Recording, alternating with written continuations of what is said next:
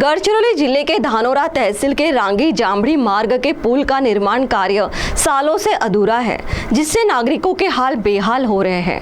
हर वर्ष नागरिकों को पानी में से मार्गक्रमण करना पड़ता है, जिससे नागरिकों में रोष व्याप्त है। गढ़चिरौली जिले के धानोरा तहसील में चल रही समस्या अब नागरिकों के जान पर बनाई है।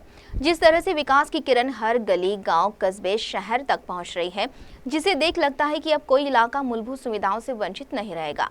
लेकिन आज भी कई इलाके ऐसे हैं जहां विकास की किरण नहीं पहुंच पाई है, या पहुंची भी है तो वह विकास सालों साल से अधूरा ही पड़ा नजर आता है। कुछ ऐसा ही चित्र हमें धानोरा तहसील में देखने को मिल रहा है, जहां नागरिकों को अपने जरूरी कामकाज करने के लिए जान हथेली पर लेकर नाले से गुजरना पड़ रहा है। तहसील के रांगी जामड़ी मार्ग पर नाड़ेवाही नाले का काम तो हुआ है, लेकिन वह कुछ इस प्रकार अधूरा है कि नागरिकों को इसका खामियाजा आज तक भुगतना पड़ रहा है। इस पुल का काम कई वर्षों से प्रलंबित है, जिसे लेकर अब नागरिकों में रोष व्याप्त है, जिससे यहाँ के निवासी त्रस्त हुए हैं। उनकी इस समस्या की दखल राष्ट्रीय मानवाधिकार संगठन ने ली। इस समय इस समस्या के बारे में जानकारी देते हुए मांग पूरी न होने पर आंदोलन का इशारा दिया गया है।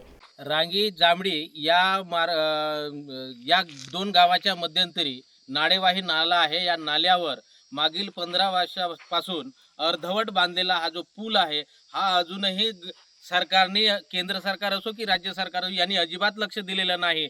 आणि म्हणून जांभडीवासीय आणि रांगीवासीय हे सुद्धा या पुलावरून जीव धोक्यात घालून नेहमी पावसाळ्यात इकडून तिकडे ये जा करतात। याच्यामध्ये जीवितहानी होण्याची खूप शक्यता आहे। आणि त्यामुळे राज्य शासनाला आणि केंद्र शासनाला सुद्धा आमची विनंती आहे की भविष्यातील कोणतीही जीवितहानी किंवा शेतकऱ्यांना सोयीचं व्हावं, कारण की 25 ते 30% शेतकरी हे नाल्याच्या पलीकडे असल्यामुळे शेतकऱ्यांच्या दृष्टीनं, रहदारीच्या दृष्टीनं हा पुल होणे अत्यंत आवश्यक आहे।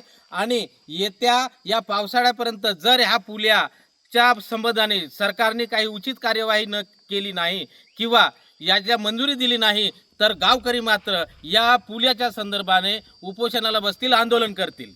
CTV के लिए प्रतिनिधि नीलेश पटले की रिपोर्ट।